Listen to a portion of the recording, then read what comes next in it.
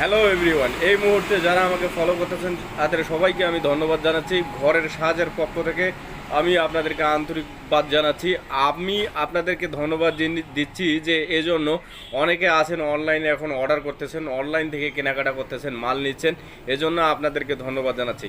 আপনাদের কারণেই কিন্তু আমাদের বিজনেস পলিসিগুলো টিকে আছে, আমরা কিন্তু অনলাইনের ব্যবসায়ীরা টিকে আছি।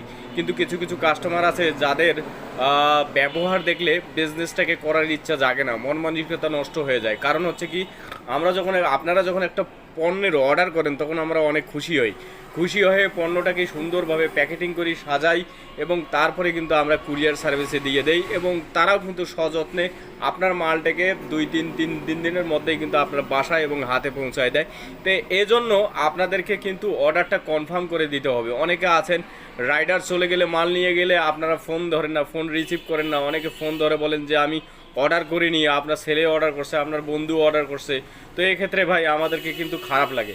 আর যখনই আমরা মালটা পাঠাবো তখন কিন্তু একটা ডেলিভারি চার্জ দিতে হয়। এক একটা প্রোডাক্টে 1 কেজিতে 120 টাকা যায়, ঢাকার বাহিরে যায় 120 টাকা, আর ঢাকার মধ্যে দিতে হয় 80 টাকা। কিন্তু ভাই আপনারা যদি ডেলিভারি চার্জটা না দেন এক্ষেত্রে কিন্তু আমাদের লস হয়ে যায়। তো কথা হচ্ছে ভাই, আপনারা যখন অর্ডারটা দিবেন, অর্ডারটা যখন কনফার্ম করবেন, আপনারা সুন্দর মস্তিষ্কে ভেবে চিন্তে অর্ডারটা করবেন। তা না হলে ভাই আমাদের